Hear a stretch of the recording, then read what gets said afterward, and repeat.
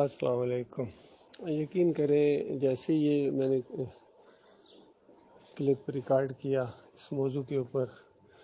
کہ یہ گمراہ وہاں کہیں گے اپنے پیچھے چلنے والوں کو کہ ہم نے تمہیں گمراہ کیا جس طرح خود گمراہ تھے اور ہمارا تمہارے اوپر کوئی زور نہیں تھا۔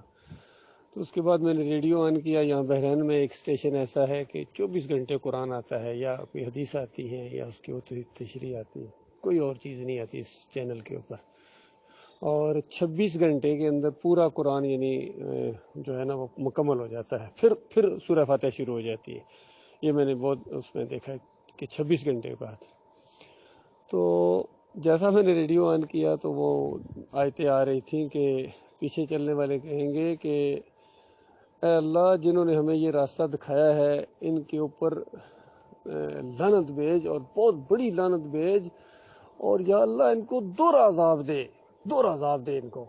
اور اللہ تعالیٰ کی طرف سے کہا جائے گا کہ دونوں کے لیے دوہرا، فکر نہ کرو۔ یعنی اس کا معنی یہ ہے کہ دوہرا جس وجہ سے تم کہہ رہے ہو بالکل صحیح کہہ رہے ہو کہ یہ خود گمراہ تھے، ایک ان کا جرم یہ، پھر تمہیں گمراہ کیا، دوسرا جرم، تو ظاہر بات ہے دوہرا عذاب۔ تو تم نے کون سا کارنامہ انجام دیا تھا؟ تم نے بھی تو وہی کام کیا کہ تم پہلے ان سے گمراہ ہوئے، پہلا جرم، پھر تمہیں آگے بھی تو یہی پیغام پہنچایا تھا، آگے جا کے تم نے کون سے صحیح معاملہ کیا؟ تم نے بھی تو لوگوں کو منع ہی کیا تھا کفر شرک چھوڑنے سے، اور توحید کی بات ماننے سے منع کرتے تھے، ایمان کی طرف آنے سے منع کرتے تھے۔ یعنی جب اللہ کا ذکر کیا جاتا تھا تمہارے کلیجے میں آگ لگ جاتی تھی، چہرہ سرخ ہو جاتا تھا، اور اب چکھو مزے، دونوں بس برابر ہو، ادھر ہی خبردار میرے سے بات نہ کرنا۔ یہ مضمون ہے قرآن کا۔ یقین کہ یہ مایوس ہو جائیں گے، آخری کلام جو اللہ ان سے کرے گا کہ خبردار دور ہو جاؤ، میرے سے بات نہ کرنا، تم اس لائق نہیں ہو کہ تم مجھے پکارو۔ پھر اس طرح منہ بند کر دیا جائے گا ان کا، اور پھر جہنم کے اندر رہیں گے، اور پھر چیختے رہیں گے، اور پھر فرشتہ مالک جو ہے داروغہ جہنم، یعنی بڑا افسر ہے جو جہنم کے پورے، وہ سپرنٹینڈنٹ، یقین کریں میں ڈہرہ جیل میں دیکھا، سپرنٹینڈنٹ تھا ایک بوڑھا سا، اتنا اس کا روب ہوتا تھا کیونکہ اس کے ساتھ جب وہ وزٹ کرتا تھا آگے پیچھے تو اس کے ساتھ بڑے بڑے جو 6 فٹے جوان، بڑے بڑے قیدی، وہ جیل کا پورا نظام چلاتے ہیں، تو اس کے ساتھ ہوتے تھے، اور ذرا سا بھی کسی کی بندے کی شکایت ہو، کوئی یعنی گڑبڑ کی، تو ایک بازو، وہ 2 بندے ایک طرف سے پکڑتے تھے اور 2 بندے دوسری طرف سے بازو اس بندے کا پکڑتے تھے، اس طرح آگے ذرا تھوڑا جھکا کے نا،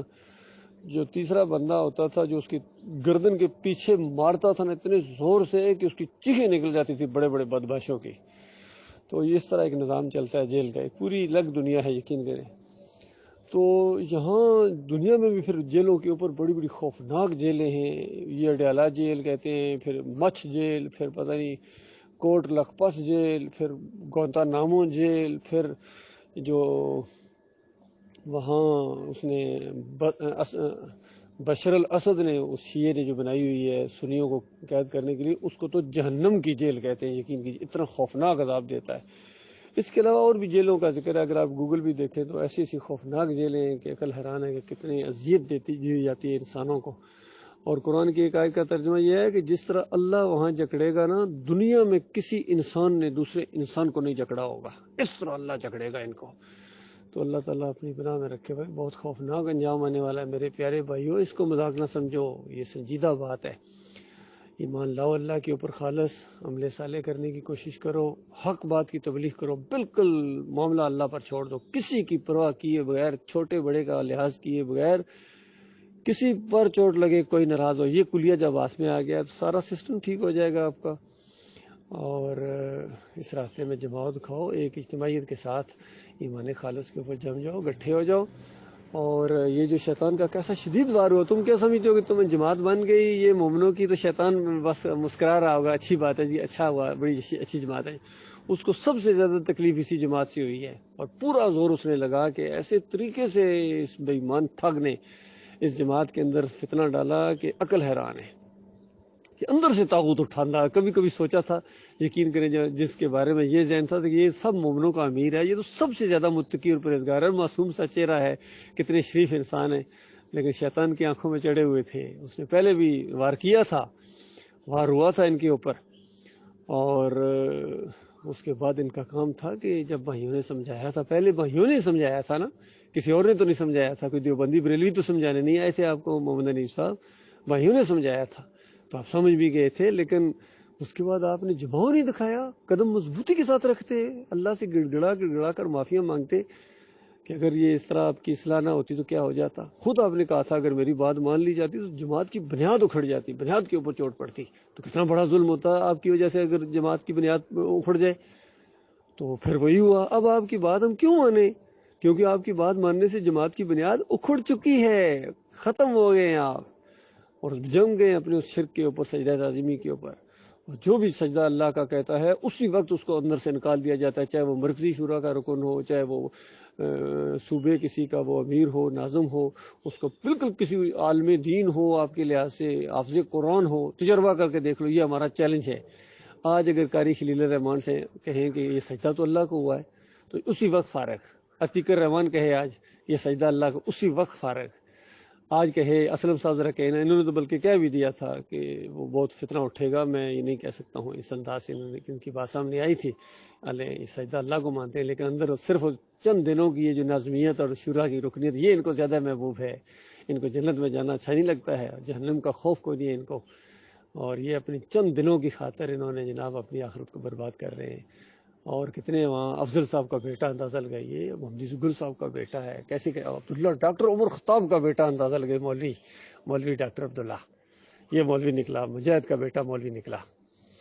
تو یہ تو خیر قسمت کی بات ہے بھائی، بڑے بڑے کافروں کے بیٹے مجاہد گزرے، بلکہ نبی تک اللہ نے ان کو بنایا، جس طرح ابراہیم علیہ السلام کی مثال ہے، اور نوح علیہ السلام کا بیٹا کدھر چلا گیا۔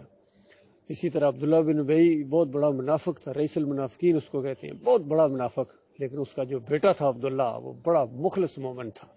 اسی طرح ابو جہل کافر بہت بڑا ابو جہل، اور اس کا بیٹا اکرمہ کیا مجاہد تھا، کیا اس کی قربانیاں تھیں، کیا جنگ لڑتا تھا ایمان کی خاطر۔ بلکہ ایک جنگ میں تو اس نے کہا کہ میں اس وقت نہیں ڈرا ہوں جب میں محمد صلی اللہ علیہ وسلم کے خلاف لڑا تھا، میں اس وقت نہیں ڈرتا تھا، اب تو میں اللہ پر ایمان لایا، اب میں ڈروں گا ان یہودیوں سے، عیسائیوں سے، میں ان سے ڈروں گا اب۔ اور بالکل گڑا کھود کے کھڑا ہو گیا، اس نے کہا بالکل موت پر بیعت کرو میرے ہاتھ پر، پیچھے ہٹنے کا سوال ہی پیدا نہیں ہوتا ہے۔ 300 آدمیوں نے بیعت کی اس کے ہاتھ کے اوپر، موت کی، اور پھر اس نے ایسا حملہ کیا تھا کہ اس نے دشمن کی صفوں کو چیر دیا، اور بہت زیادہ لوگ اس میں شہید ہو گئے تھے، خود یہ بھی شہید ہوئے۔ انہی کا وہ واقعہ ہے کہ ان کا رشتہ دار تھا، کزن تھا، جو پانی ان کی طرف جیسا لایا پانی پی، کیونکہ جب زخمی انسان ہوتا ہے، خون نکلتا ہے، بہت پیاس لگتی ہے، شدت کے ساتھ پیاس لگتی ہے، تو اس وقت اس نے پانی مانگا، تو اس نے جیسا پانی پاس لائے تو ایک دوسری طرف سے آواز آئی پانی، اس نے کہا نہ میرے بھائی کو جا کے دو، میرے بھائی کو۔ یہ جذبہ، یہ ایسی مثال قائم کر گیا اللہ کا وہ بندہ، اور اس نے پیغام بھی بھیجا تھا، وہاں سے پیغام بھیجا تھا کہ جاؤ امیر المومنین عمر بن خطاب کو کہو کہ اللہ تعالیٰ نے مجھے شہادت کے منصب کے اوپر فائز کیا ہے۔ اللہ تعالیٰ یہ جذبے پیدا کرے۔ اللہ کے بندو واپس آؤ، ایمان خالص کی جماعت پوری طرح منظم ہے الحمدللہ، ہمارا پہلے سے زیادہ ہمارا ایمان مضبوط ہے اور ہمارا نظم قائم ہے الحمدللہ۔ کمال خان صاحب امیر ہیں، بہت شریف آدمی ہیں، بہت نفیس آدمی ہیں، بہت مخلص آدمی ہیں، کوئی مقابلہ ہی نہیں ہے ان کا، یقین کیجیے۔ محمد حنیف کوئی مقابلہ نہیں کر سکتا تقویٰ میں، ایمان میں ان کا۔ باقی معلومات کسی میں زیادہ ہوتی ہے، کسی میں وہ ایک اور چیز ہوتی ہے، صرف و نحو اگر ان کو آتی ہے یا عربی آتی ہے تو یہ اور بات ہے، ایمان پہلے ہے، عربی بعد کی باتیں ہیں۔ اور دوسری جس طرح یہ انیس الدین ہو یا یعقوب علی ہو یا دائیو ہو یا یہ فیاض محمود باجوہ ہو، یہ ہمارے کمال خان صاحب کا کوئی جوڑ ہی نہیں ہے، کوئی میل ہی نہیں آپس میں، اس لیے اکٹھے ہو جاؤ، فائدے میں رہو گے، یقین کرو فائدے میں رہو گے۔ ہم آپ سے کچھ نہیں مانگے، نہ کوئی گلا شکوہ کریں گے، نہ تانے دیں گے، بلکہ ان تانوں سے تم بچو گے جو بریلوی دیوبندی اب تمہیں دیتے ہیں۔ بتاؤ جماعت اس لیے بنائی تھی کہ اپنے امیر کو آگے کر کے اللہ کا مقابلہ کیا جائے گا اور قرآن کے پیچھے کر کے ان کی تفسیر کو آگے کیا جائے گا، تو بتاؤ پھر بریلویوں میں، دیوبندیوں میں اور تم میں کیا فرق ہے؟ بتاؤ نا پھر ذرا۔ تو یہ معاملہ ہے، غور کرو اللہ کے بندو، میرے پیارے بھائیوں، واپس لوٹو ایمان خالص کی طرف۔